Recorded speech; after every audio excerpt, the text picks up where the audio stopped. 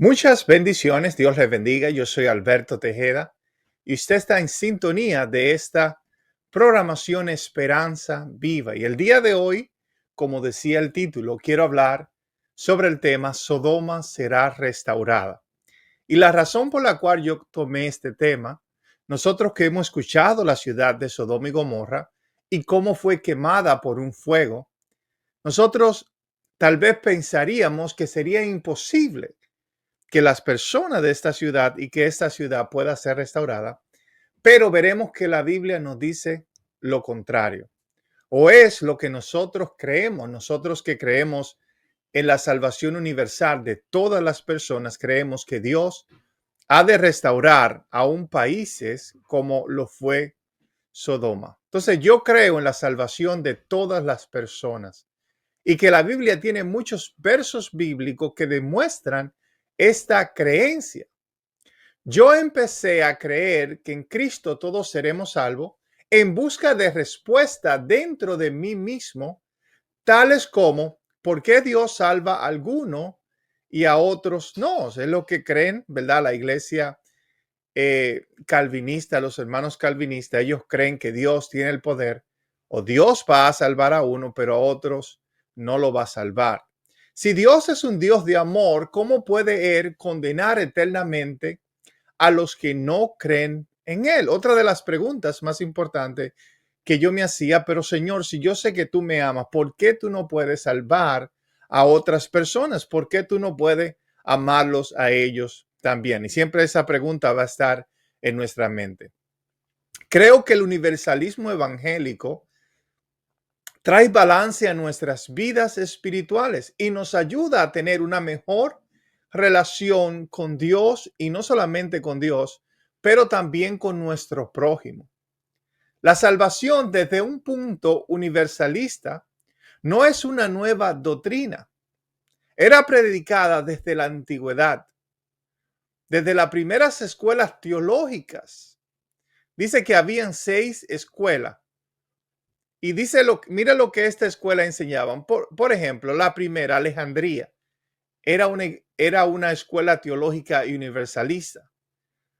Cesarea era otra escuela teológica, era universalista. Antioquía, universalista. La gran escuela teológica del este de Siria, que alterna ubicación entre Edesa y Nisbis, ¿sabes qué? También era universalista.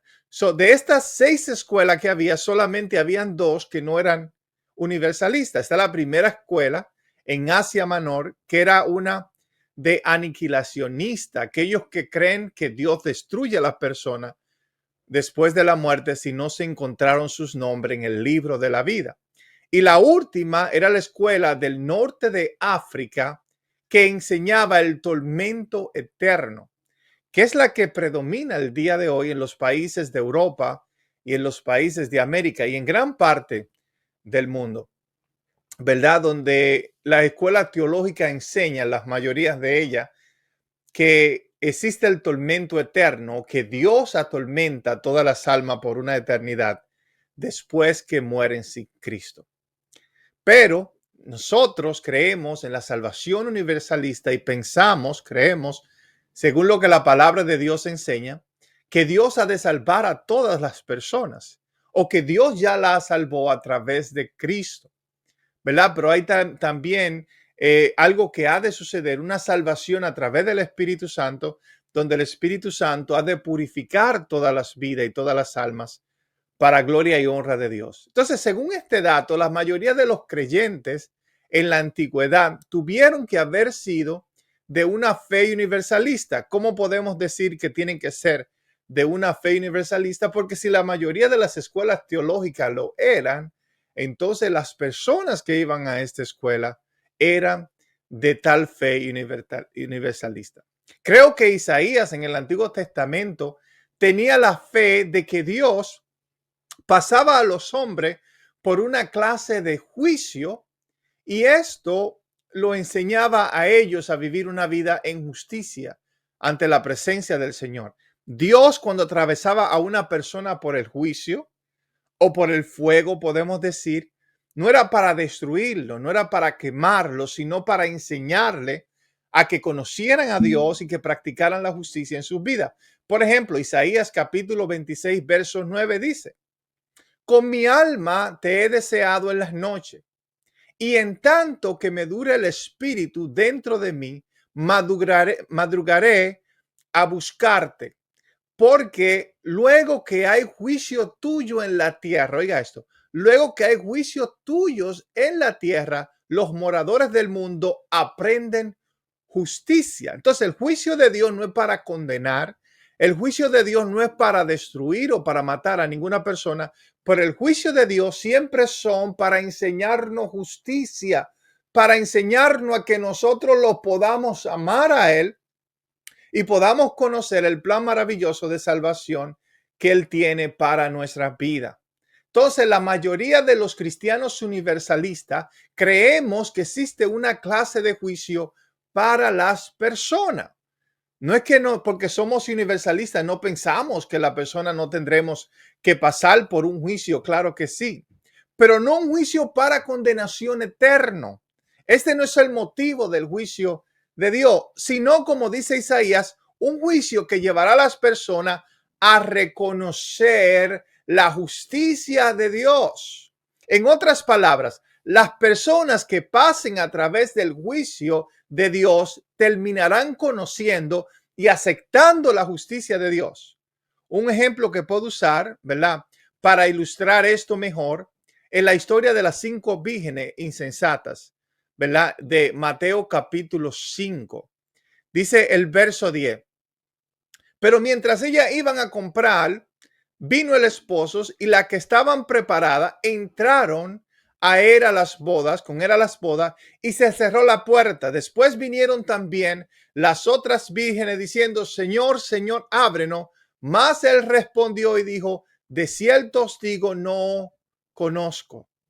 Nosotros todos conocemos este verso y esta porción bíblica. Después nos gustaría hacer un estudio completo de lo que verdaderamente significa esta historia.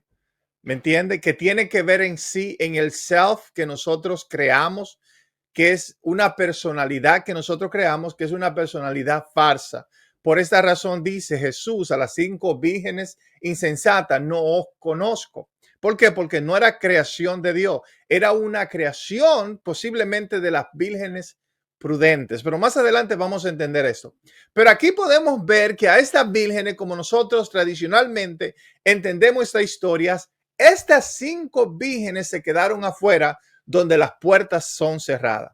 Y nosotros tomamos este verso para decir que después que las puertas son cerradas, no hay oportunidad para que las puertas no se abran. Es como la historia, que vamos a hablar un poco de esta, de la historia de Noé, donde dice la Biblia que después que las puertas del arca se cerraron, jamás se pudieron abrir. Pero la palabra de Dios no nos enseña esto.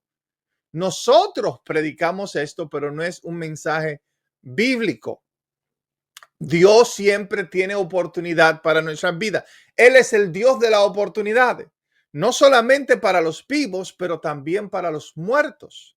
Muchas personas aseguran que después que la puerta se cierre para una persona, no hay más oportunidad, dicen ellos.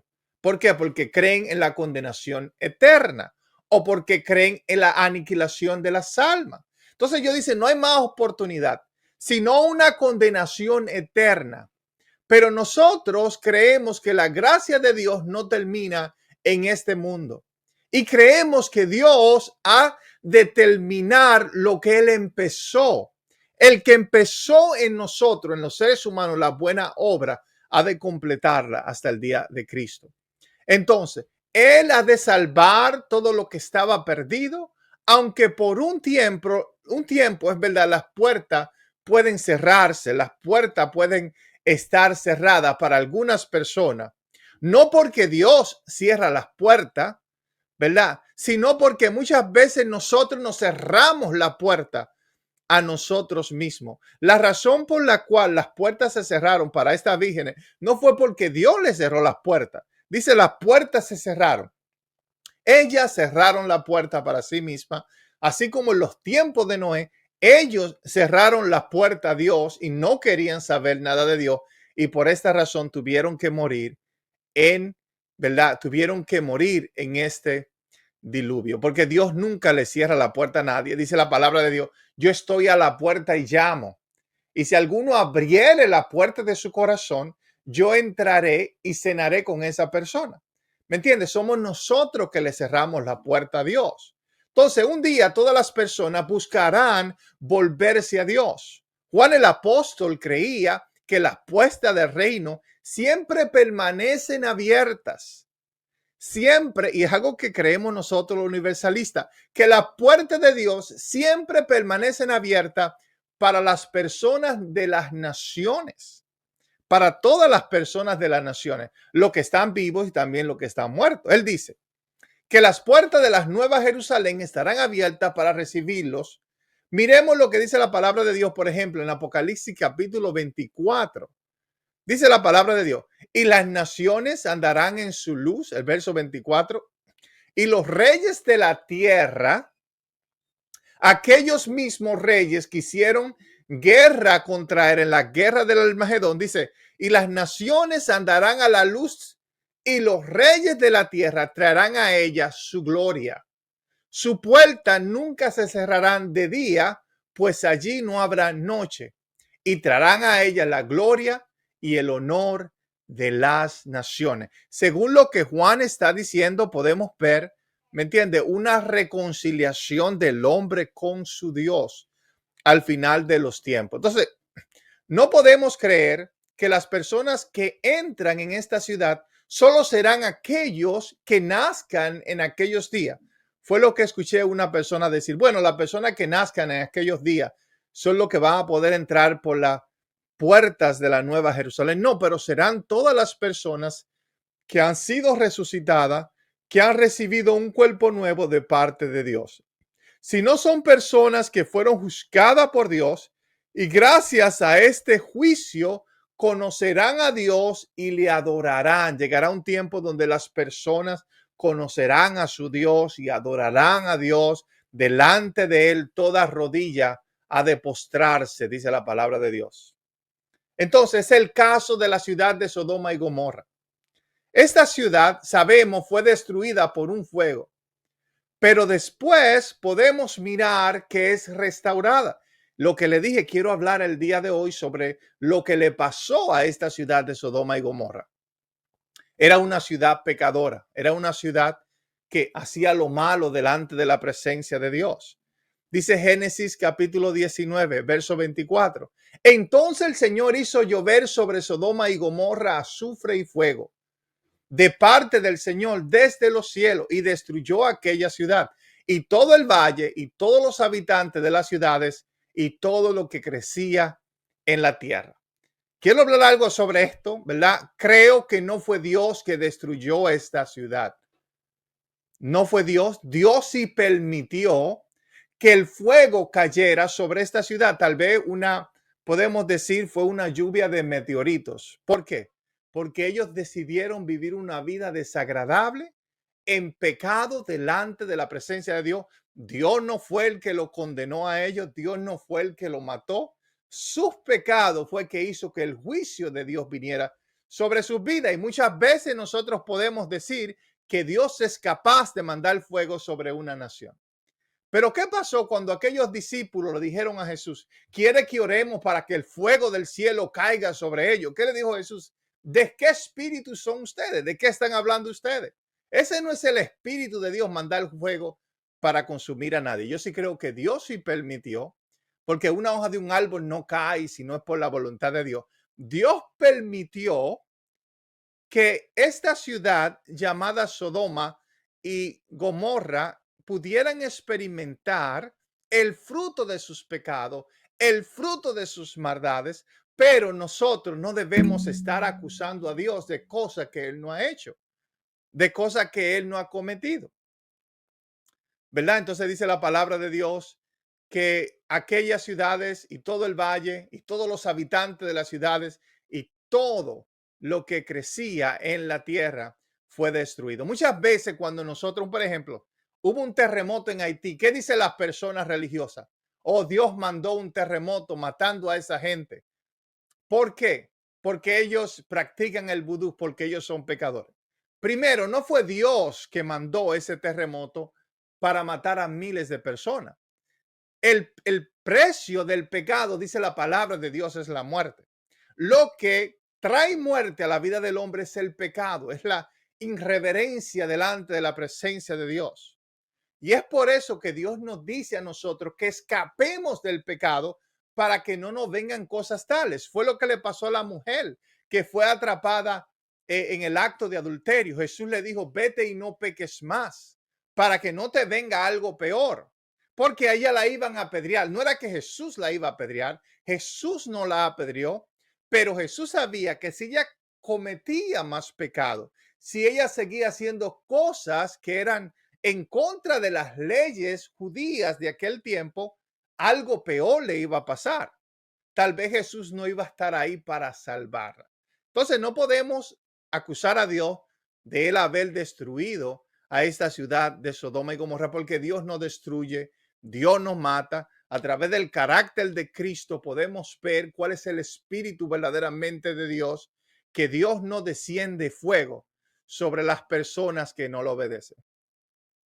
Entonces, creo que no fue Dios que destruyó esta ciudad, pero que Él fue quien permitió que las ciudades fueran destruidas por causa de sus muchos pecados.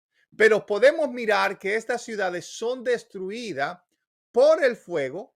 Algunas tradiciones dice el fuego eterno de Dios, algunas tradiciones bíblicas, que este fuego que cayó sobre Sodoma y Gomorra es un fuego eterno. Pero más adelante podemos leer que Sodoma es restaurada.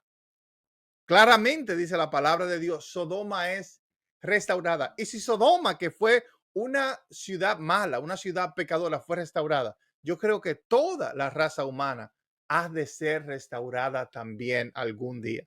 No solamente la ciudad, no solamente el pedazo de tierra o el lugar geográfico o el país, pero las personas, las gentes de esa ciudad.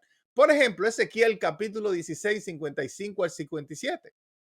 Si tu hermana Sodoma y Samaria y toda su gente, oiga esta, serán restauradas nuevamente. Oiga lo que dice el Señor a través del profeta Ezequiel. Sí, tus hermanas, Sodoma y Samaria y toda su gente serán restauradas. Lo puedes buscar, Ezequiel 16, 55 al 57. Serán restauradas nuevamente y Judá también prosperará. ¿Cuándo? En aquel día. No ahora, pero en aquel día. En los días de tu orgullo tenía un profundo desprecio por Sodoma y te burlabas de ellas, dice Dios a Judá. Pero ahora tu perversidad mayor ha quedado expuesta ante todo el mundo y tú eres objeto de desdén y burla de parte de Edom y sus vecinos y todos los filisteos. Los judíos, los santos judíos, se burlaban de los pecados de Sodoma y Gomorra, pero ellos llegaron a ser aún peor que Sodoma y Gomorra. Aún así, el apóstol Pablo dice que todo Israel será salvo. ¿Cuándo? En aquel día, en los tiempos finales, ya Cristo murió para salvación, ¿me entiende? Pero todavía el Espíritu Santo tiene que hacer la obra de limpiar las personas de sus pecados y de sus maldades para que ellos puedan reconocer y aceptar el Mesías. Entonces, en este verso, el profeta Ezequiel parece creer que Sodoma y toda su gente serán restauradas. Esto incluyendo la mujer de Lot, dice la palabra de Dios, que fue convertida en sal. No que Dios la convirtió en sal, pero no sé lo que le pasó a ella, que se convirtió en sal. Entonces, si Dios puede restaurar la gente de Sodoma, ¿verdad? Sí, Dios lo puede restaurar. Entonces, los universalistas creemos que el restaurar al final toda su creación, Dios ha de restaurar no solamente a Sodoma y a Gomorra, pero a toda la raza humana. Pero hay personas que necesitan más prueba para poder creer como creemos nosotros los universalistas. Otro ejemplo es el ejemplo de las personas que murieron en el diluvio. Génesis capítulo 7. Es otra de las cosas que a Dios le echamos la culpa. Los judíos también lo hicieron, o los israelitas. Génesis capítulo 7. Así que murió todo ser viviente que se movía sobre la tierra. Las aves, los animales, tanto salvajes como los domésticos, reptiles, también los seres humanos. Pereció absolutamente todo lo que en tierra firme tenía vida y podía respirar, fueron aniquilados. Todos los seres vivientes que había sobre la superficie de la tierra, desde los seres humanos hasta los ganados, los reptiles y las aves del cielo, todos fueron borrados de la tierra. Solo quedó Noé y los que estaban con él en el arca. Ahí decimos que fue Dios que lo destruyó. No, Dios permitió que entrara el diluvio y esta razón murieron todos estos animales y todas estas cosas. Entonces, otra historia donde nosotros acusamos a Dios de aniquilar a millones de personas y animales. Pero la verdad es otra. Dios permitió el diluvio por causa del pecado, pero él nunca lo provocó. Aquí podemos ver que estas personas se fueron al infierno, como nosotros decimos, mal dicho, o mejor dicho, al Seol, al lugar donde van los muertos. Pero cuando Cristo muere en la cruz, lo primero que él hace fue ir a predicar el evangelio a esta persona, dice la palabra de Dios. Ahora, ¿para qué Cristo le va a predicar al evangelio a personas que están muertas? A personas que fueron muertas en desobediencia. Ellos no escucharon al evangelio de Noé. La pregunta es, ¿van a escuchar al evangelio de Cristo? ¿Van ellos a arrepentirse si Cristo va y le predica el evangelio? Entonces, porque también, y seguimos leyendo, ¿verdad? Mejor dicho, Arceol, como decía, fue a predicar el evangelio a estas personas, porque también Cristo murió, dice el verso bíblico, por los pecadores, una sola vez, el justo por los injustos, para llevarnos a Dios muerto en la carne, pero vivificado en el espíritu.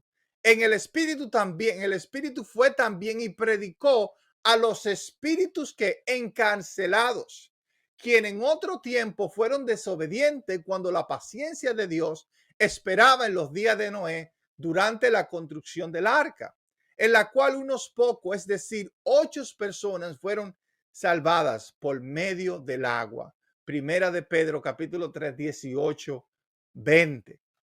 Aleluya. Pedro parece estar diciendo que Jesús fue y predicó la palabra de Dios a aquellas personas que murieron durante el diluvio. Nosotros los universalistas creemos que aquella gente no iban a perder la oportunidad como lo hicieron con Noé.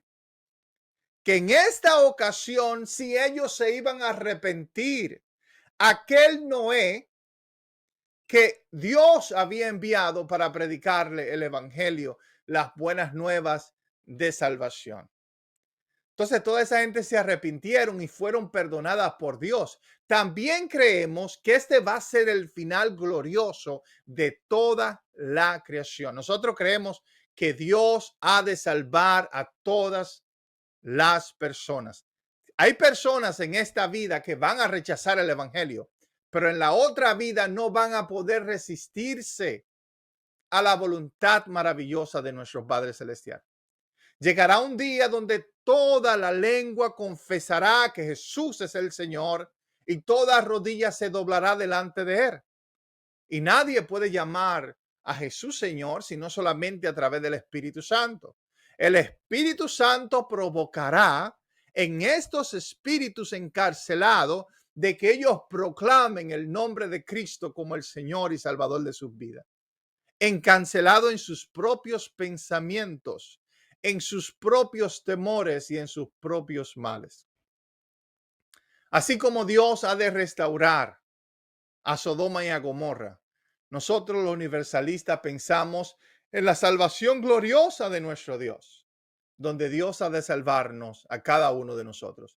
Dios les bendiga y gracias por haber escuchado esta programación. Dios te bendiga.